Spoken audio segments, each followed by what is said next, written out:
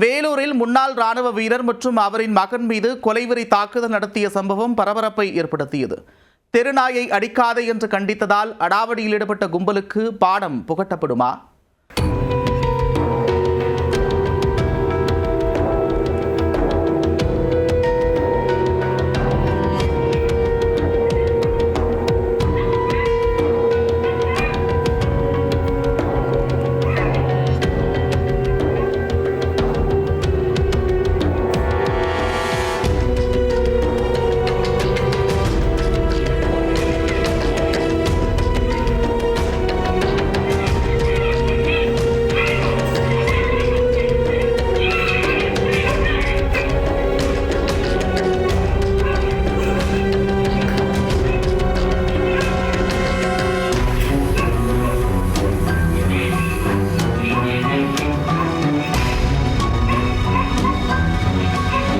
ஊருக்குள் இருசக்கர வாகனத்தில் மின்னல் வேகத்தில் சென்ற இளைஞரை தெருநாய்கள் துரத்தியுள்ளன. ஆத்திரத்தில் நாய்களை கல்லால் தாக்கிய இளைஞரை தட்டி கேட்டதால் வாக்குவாதம் ஏற்பட்டு கைகலப்பான காட்சிகள்தான் இது. சிறு வாக்குவாதம் ஊரையே ரெண்டாக்கியதில் நடந்தது என்ன?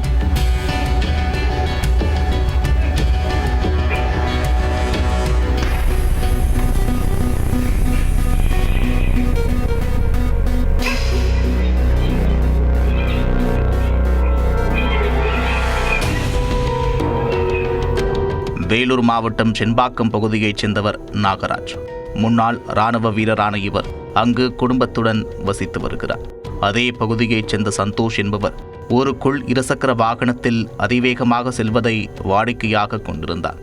அதிவேகமாக செல்லும்போது தெருநாய்கள் அவரின் இருசக்கர வாகனத்தை நோக்கி குறைத்தபடி துரத்துவதும் தொடர்கதையாகியுள்ளது. கடந்த 17ஆம் தேதி காலையில் சந்தோஷ் வழக்கம் போல தனது இருசக்கர வாகனத்தில் தெருவுக்குள் அதிவேகமாக சென்றதாக கூறப்படுகிறது. அதை கண்டு மிரண்டு போன தெருநாய் ஒன்று குறைத்துள்ளது.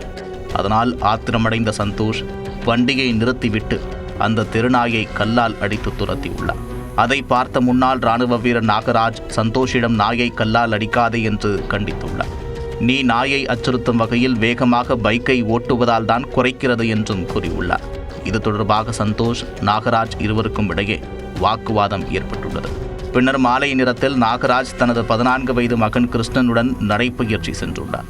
அப்போது சந்தோஷ் தனது நண்பர்கள் கேசவன், மணிகண்டன் உள்ளிட்டோருடன் வந்து முன்னாள் ராணுவ வீரரிடம் வம்பிழுத்துள்ளார். அத்துடன் அந்த கும்பல் நாகராஜை சரமாரியாக தாக்கியுள்ளது.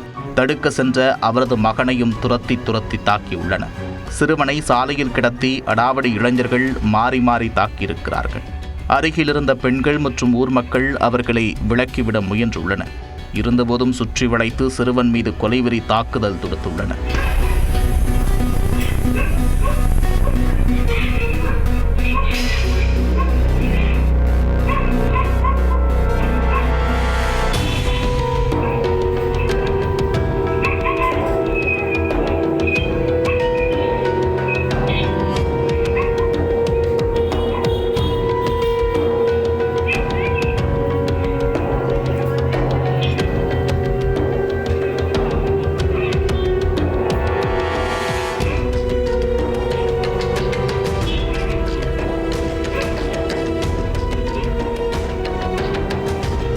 நீண்ட போராட்டத்திற்கு பிறகு ஊர் மக்கள் சண்டையை விலக்கிவிட்டுள்ளனர்.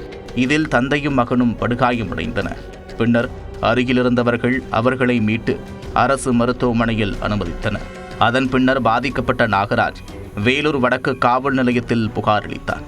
புகாரின் பேரில் வழக்கு பதிவு செய்த போலீசார் தாக்குதல் குறித்து விசாரணை மேற்கொண்டு வருகின்றனர்.